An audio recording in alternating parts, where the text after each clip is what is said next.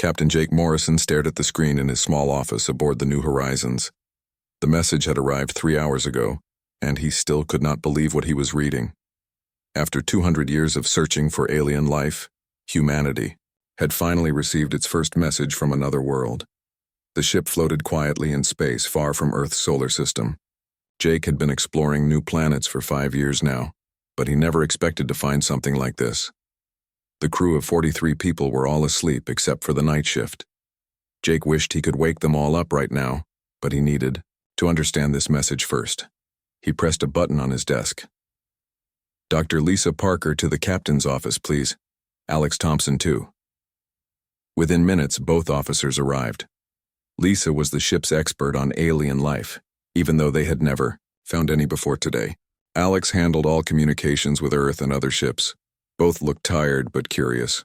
"Sit down," Jake said. "We have a problem. Or maybe it's good news. I'm not sure yet." He turned the screen toward them. Strange symbols filled the display, but the computer had already translated most of it into English.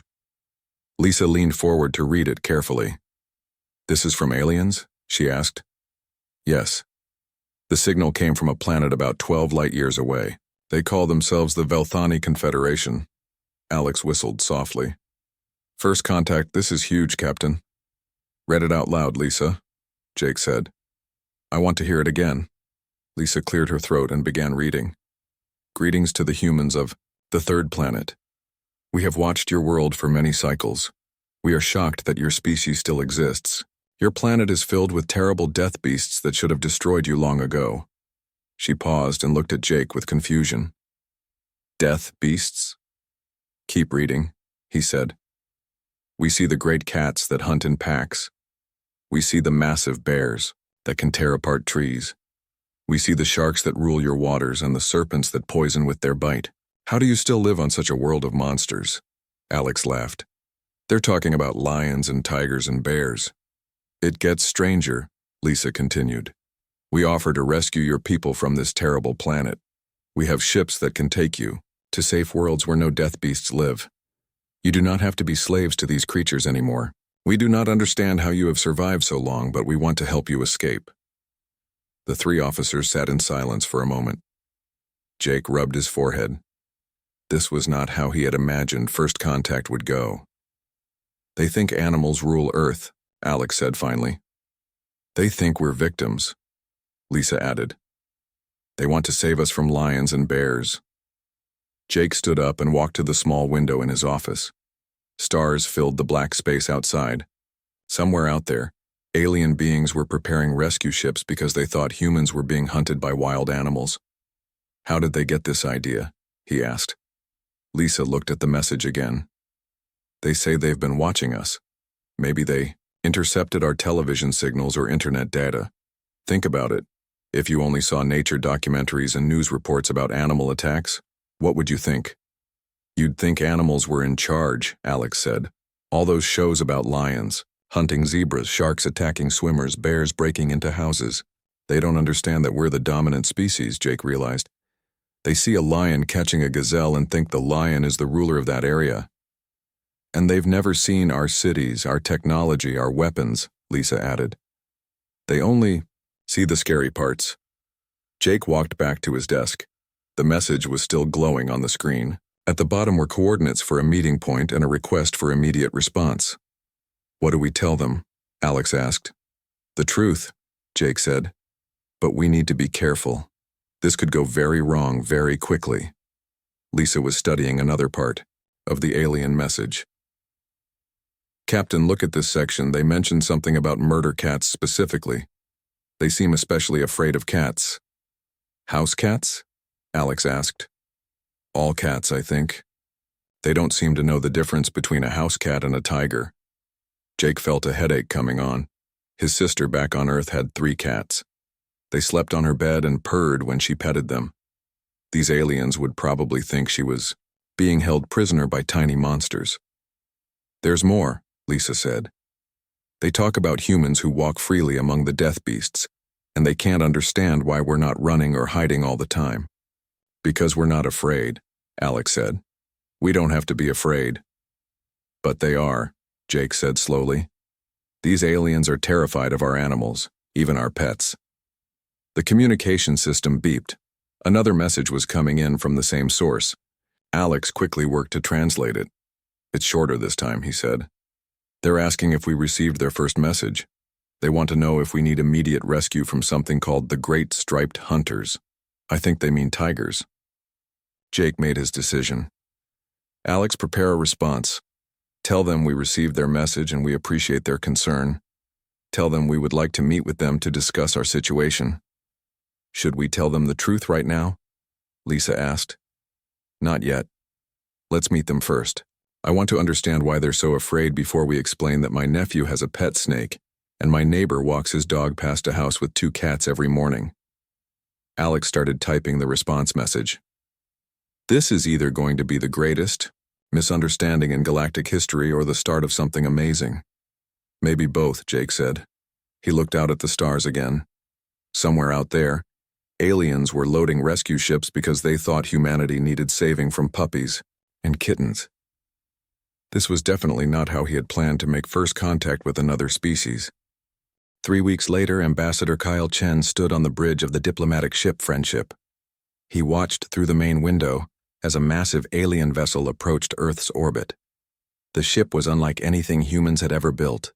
It looked like a giant metal egg covered in thick armor plates. They're really scared, said Sam Rodriguez, the ship's chief engineer.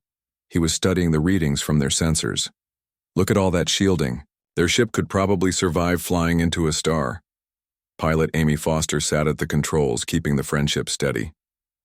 Why would they need so much protection just to visit Earth? Kyle had been asking himself the same question. The aliens had agreed to meet near Earth, but they refused to come any closer than the moon's orbit. They said it was too dangerous to approach the Death World directly. The communication system crackled to life. A strange voice spoke in broken English. Human ship Friendship, this is Velani vessel Safe Harbor. We are ready to begin rescue operations. Kyle picked up the microphone. Safe Harbor, this is Ambassador Chen. We welcome you to our solar system. We are excited to meet you. You are excited? The alien voice sounded confused. You should be preparing for evacuation. How many death beasts are hunting you right now? Sam and Amy looked at each other with surprise. Kyle took a deep breath. This was going to be even more difficult than he had expected. Safe Harbor, we are not being hunted, we are safe. Would you like to come aboard our ship for a meeting? There was a long silence. Then the alien spoke again. You want us to come to your ship? But your ship came from the Death World. It might have Death Beast hiding inside it. I promise you there are no dangerous animals on our ship, Kyle said. We would like to show you how humans really live. Another long pause. Finally, the alien agreed to send a small shuttle to the Friendship. Kyle waited in the docking bay with his team. When the alien shuttle arrived, he was amazed by what he saw. The shuttle looked more like a tank than a spacecraft. It had thick walls and tiny windows. When the door opened, 3 aliens walked out wearing what looked like space suits made of metal armor. The aliens were tall and thin with long necks and large eyes. Their skin was gray and smooth. They moved very carefully, looking around nervously as if expecting something to attack them at any moment. I am Ambassador Zekth, the tallest alien said through a speaker in his helmet. We are honored to meet survivors from the Death World. I am Kyle Chen, Kyle replied. Welcome to our ship. These are my friends Sam Rodriguez and Amy Foster. The aliens jumped back when Sam stepped forward to shake hands. Careful, Zeketh warned. The Death Beasts might have trained them to act friendly before attacking. Kyle realized this was going to take some time. He led the aliens to the ship's meeting room, moving very slowly so they would not be afraid. The aliens stayed close together and kept looking at the walls and ceiling. Please, sit down, Kyle said, pointing to chairs around a table. The aliens remained standing. We prefer to stay ready to run, Zekth explained. Kyle decided to start with basic questions. Can you tell us about your world? Our world is safe, Zekth said proudly. We removed all dangerous creatures many thousands of years ago. No death beasts live there anymore. All animals on our world eat plants. None of them have claws or sharp teeth. That sounds very peaceful, Amy said. Yes. We learned that the only way to survive is to eliminate all threats. We do not understand how you humans still exist with so many monsters around you. Sam leaned forward. What monsters are you talking about exactly? Zekth activated a device on his arm. A holographic display appeared showing images from Earth. Kyle recognized them as clips from nature documentaries. These great striped hunters, Zekth said, showing a video of tigers. They can kill prey much larger than themselves. And these pack hunters, another alien added, showing wolves running together. And worst of all, these flying death dealers, the third alien said with a shiver, showing eagles catching fish. Kyle began to understand. These are wild animals. Most humans never see them. We live in cities, far away from tigers and wolves. But we have seen your people walking near the death beasts, Zekth insisted. We have seen humans standing very close to these creatures and not running away. Kyle thought about this. Then he realized what they might have seen. Can you show me? Zekth changed the display. Now it showed a video of a man walking a dog in a park. The aliens all moved back from the image. This death beast walks beside the human, Zekth said. But the human does not try to escape. Has the beast trained the human to serve it? That's not a dangerous animal, Kyle said gently. That's a dog. It's a pet. The human keeps it as a companion. All three aliens made sounds of horror. A pet? You mean the human keeps the death beast in his home? Yes. Dogs are friendly animals. They protect humans and live with us as friends.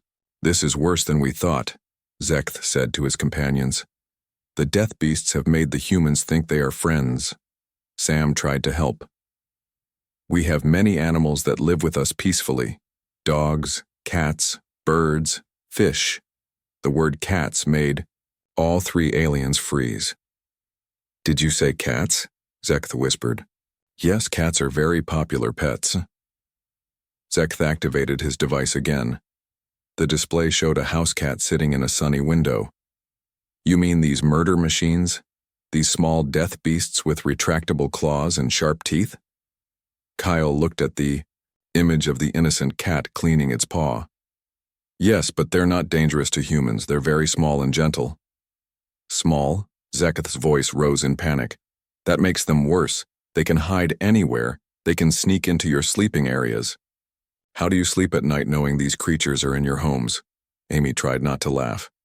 They sleep on our beds with us. They purr when they're happy. All three aliens stepped back toward the door. They make noise while they hunt you in. Your sleep? No, Kyle said quickly. They purr because they're content. It's a happy sound. You have been completely deceived by these creatures, Zekth said sadly. We must evacuate your people immediately before the death beasts decide to stop pretending to be friendly. Kyle looked at Sam and Amy. This was going to be much harder than anyone had expected. Dr. Matt Johnson walked into the large meeting room at Earth's first space embassy in New Geneva. 6 Velani aliens sat at one end of a long table, all wearing their thick metal suits. They had been on Earth for 2 days now, but they still refused to remove their protective armor. Good morning, Matt said cheerfully. I hope you slept well. We did not sleep, replied Ambassador Zekth. We listened for death beasts all night. We heard many terrifying sounds. Dr. Kate Williams, who studied animal behavior, smiled as she entered the room. Those were probably just birds singing and dogs barking in the distance. All 6 aliens moved closer together when she mentioned dogs and birds. Matt had never seen anyone so frightened of ordinary animals. Today we want to show you some of Earth's animals, Matt explained. We thought it might help you understand how humans and animals live together. You want to bring death beasts here? One alien asked, his voice shaking with fear. Safe animals, Kate promised. We'll start with very gentle creatures that only eat plants. Security Chief Nick Davis stood near the door with 4 other guards. The human government had asked him to make sure nothing went wrong during this important meeting.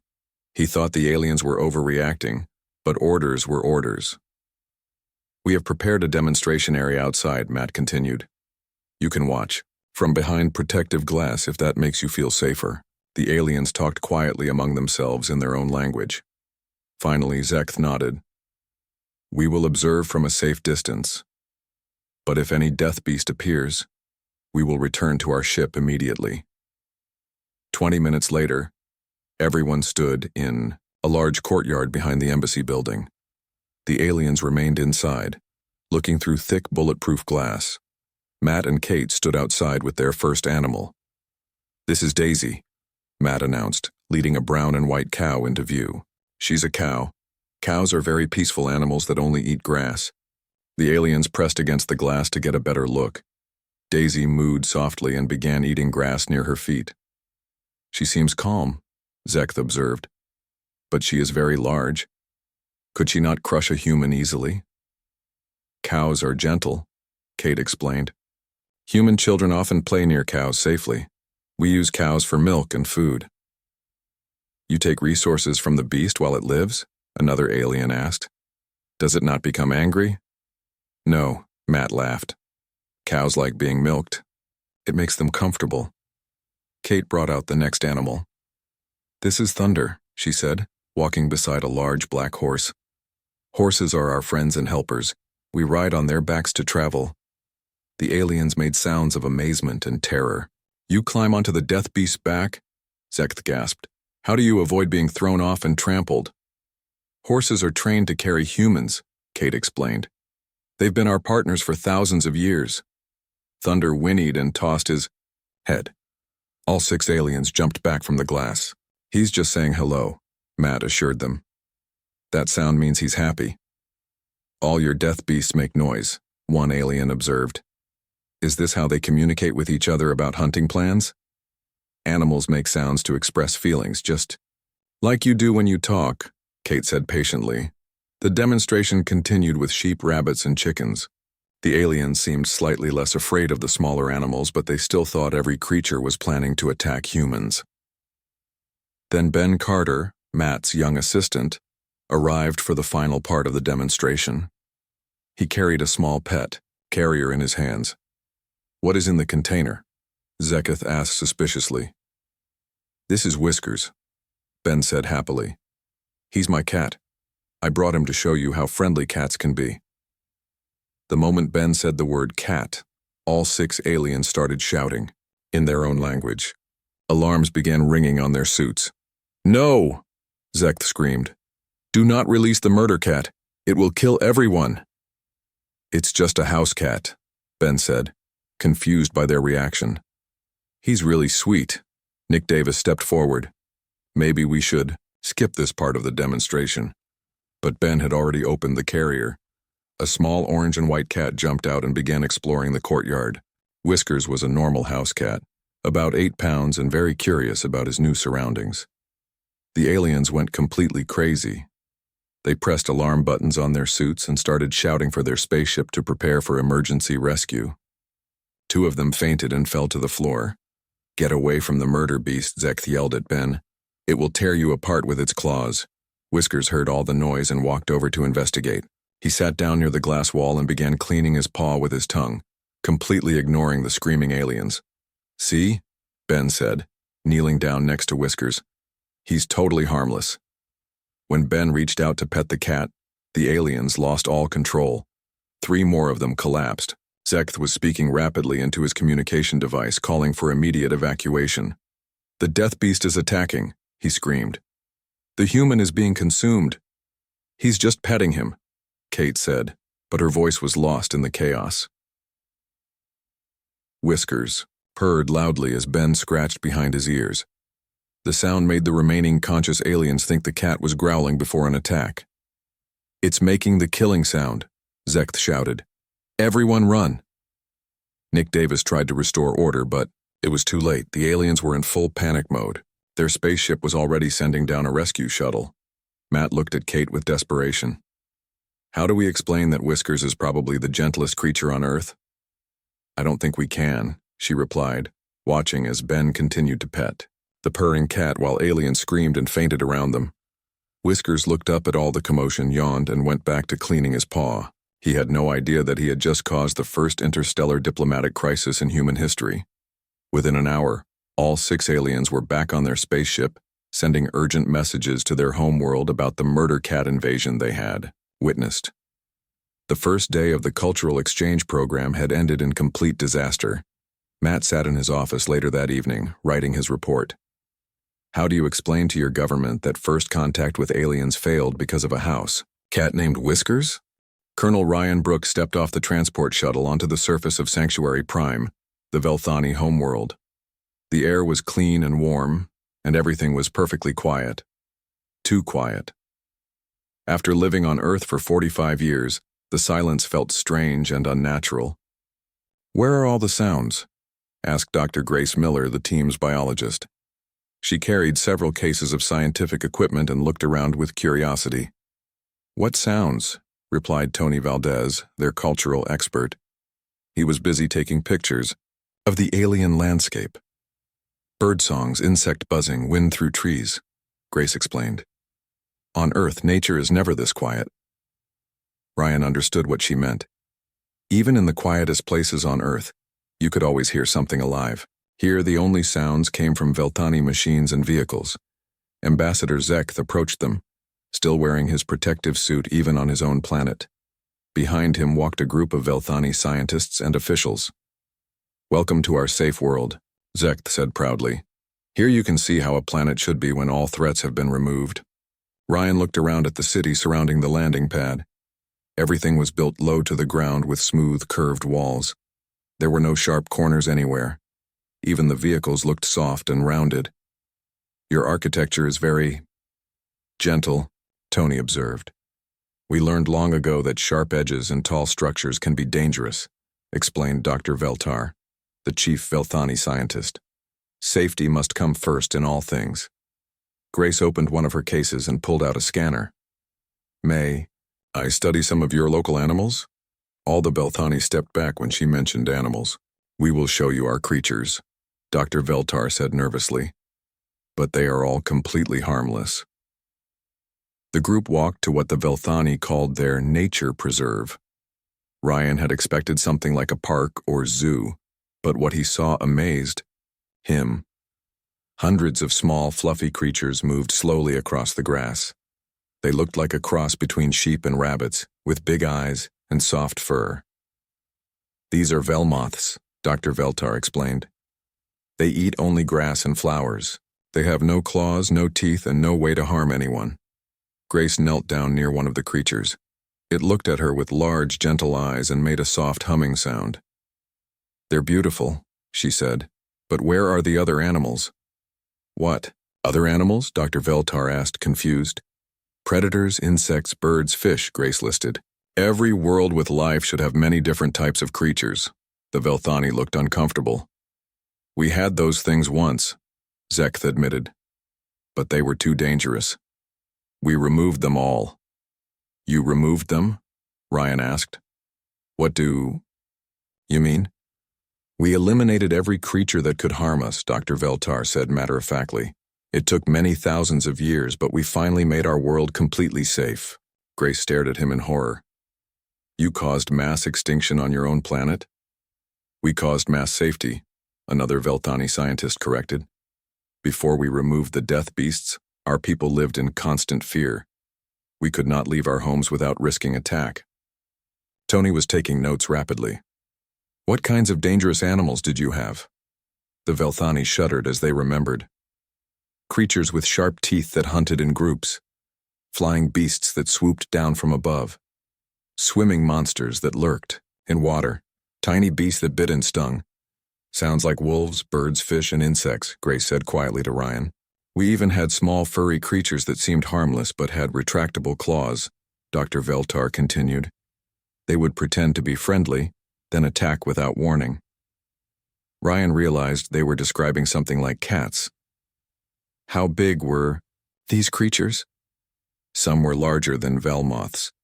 The most dangerous ones were small enough to hide in our homes." Grace was studying the Velani with her scientific instruments. "Colonel, look at these readings. Their hearing is incredibly sensitive, and their sense of smell is 10 times stronger than human normal. What does that mean? Tony asked. It means they can detect threats from much farther away than we can, Grace explained.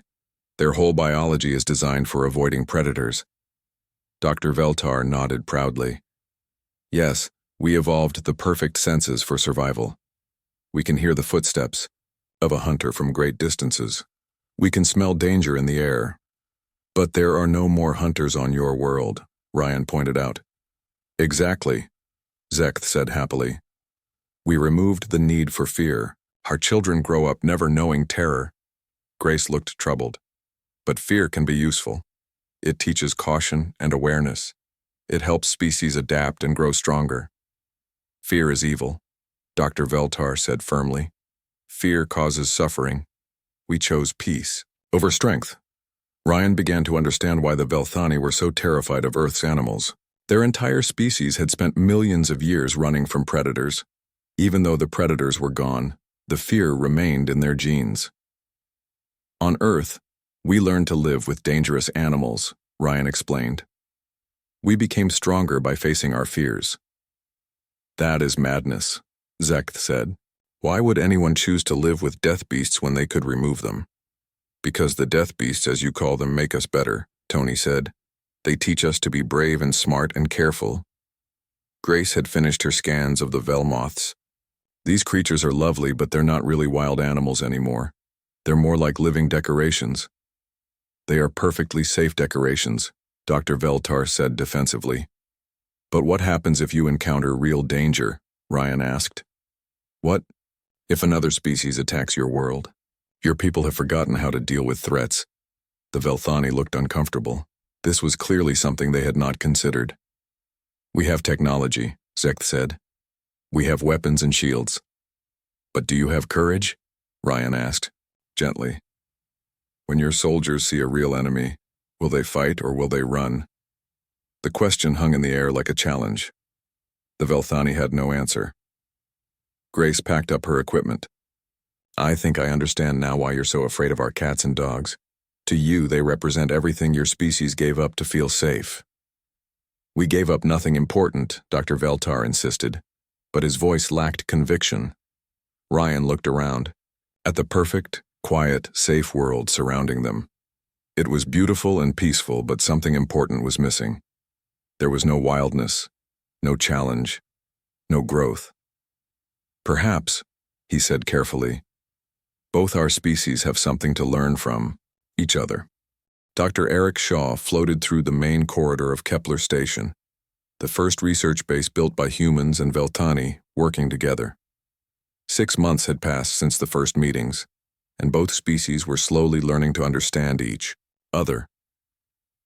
The station orbited a neutral planet between Earth and the Velthani homeworld. Half of the station was built according to human designs, with sharp corners and bright lights. The other half followed Velthani preferences with soft curves and gentle lighting. A special area in the middle allowed both species to meet safely. Good morning, Dr. Shaw, said Linda Hayes, the station's diplomatic officer. She was reading reports on her tablet while drinking coffee. Morning, Linda. Any problems overnight? Just the usual. The Velthani complained about noise from the human section again. Apparently someone was playing music with drums and it sounded like predator attack rhythms to them. Eric sighed. After 6 months they were still dealing with these small misunderstandings every day, but at least the Velthani no longer ran away screaming when they heard unexpected sounds. Chris Morgan, the station's pilot, joined them at the observation window. The supply ship from Earth arrives in 2 hours, he reported. Dr. Shaw, your daughter is on board for her visit. Eric smiled. His 8-year-old daughter Emma had been begging to visit the space station for months. Today would be her first time meeting aliens. Are the Velthani ready for a human child? Linda asked. Dr. Veltar says his team is prepared, Eric replied. We've explained that human children are smaller and make more noise than adults, but they're not dangerous. What about the video call with Emma's cat? Chris asked. Are we still planning that demonstration? Eric nodded. It's time. If the Velthani are ever going to trust us completely, They need to see that even our children can safely interact with what they call murder cats. 2 hours later, Emma Shaw bounced excitedly through the station's docking bay. She was small and energetic with long brown hair and bright, curious eyes. Her father hugged her tightly. "Daddy, where are the aliens?" she asked loudly. "Shh," Eric whispered. "They're very sensitive to noise. They're waiting in the meeting room." Emma tried to walk more quietly, but her excitement made her bounce with each step. When they reached the meeting room, she saw 5 Velani scientists sitting behind their protective glass wall. "Wow," Emma whispered. "They're really tall." Dr. Veltar spoke through the communication system. "Greetings, small human. We are honored to meet you."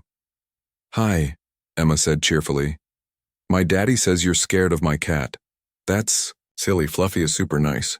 The Velthani looked nervous when she mentioned her cat, but they didn't panic like they had 6 months ago. Dr. Veltar had been working with human counselors to control his fear responses. "We have learned that your cats are not as dangerous as we first believed," Dr. Veltar admitted, "but we still do not understand how you can live safely with creatures that have claws and teeth."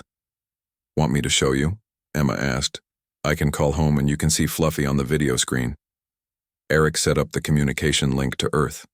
Within minutes, Emma's mother appeared on the large screen sitting in their living room back home. "Hi, Emma. Hi, everyone at the station," her mother said. "Are you ready to meet Fluffy?" "Yes." Emma clapped her hands. "Show the aliens how nice he is."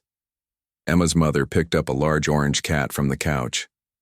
Fluffy was clearly well-fed and content, purring loudly as he was held. The Velthani all moved back from their viewing screen, but they didn't run away.